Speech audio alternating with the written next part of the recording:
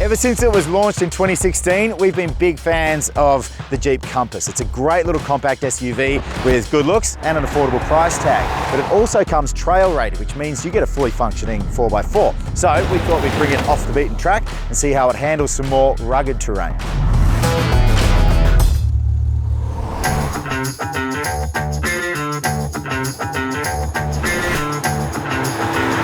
Let's face it, the first generation of Jeep Compass wasn't that great, but the second generation changed a lot. This current generation of the Jeep Compass, I think, looks fantastic, and it's just a great way to get into the Jeep family for a pretty affordable price.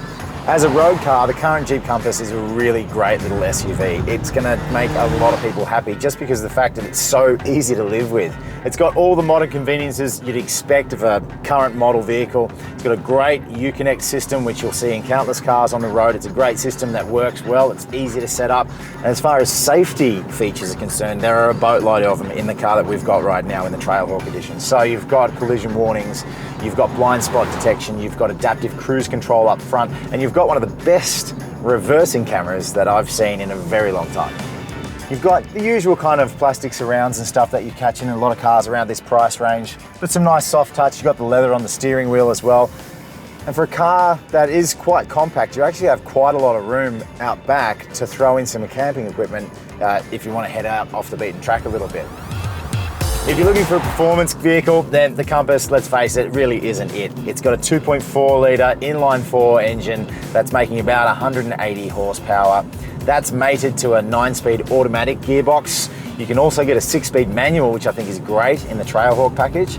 It's also got a system in it that I've never been a fan of in any car, the automatic start-stop. And basically what that does is it shuts off the engine whilst you're at the traffic lights to conserve petrol. Once you release the brake, it fires up the engine and away you go again.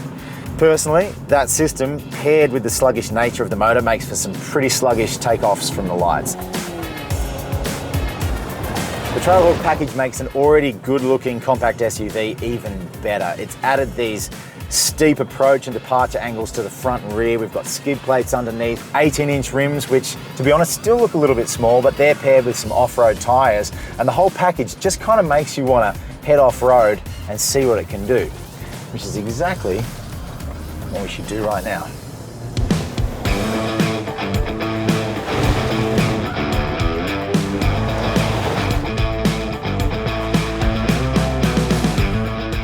All right, so we've approached a pretty steep and rocky ascent, so I think it's time to really put these systems to the test that we've got here in the Trailhawk. So to get up this particular incline, I'm gonna go with four-wheel drive low. I'm gonna lock the differential and I'm gonna turn the dial, pop it down into rock mode.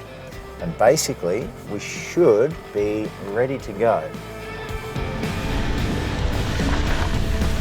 This stuff's not too bad right now. Just a few little water ruts to get through. I haven't bottomed out yet. But now comes the tricky part. We've got probably an incline of about 45 degrees, I would say, and some pretty loose, rocky stuff, which, to be honest, trying to get up here in what I feel like is a town car that would be great for your daughter. Let's see if we can make it up here without any incidents. Slipping around a little bit. Here we go. Oh, I think we're going to do it. There's no way. I wouldn't have tackled that in my truck. Well, I'm officially impressed. That's great.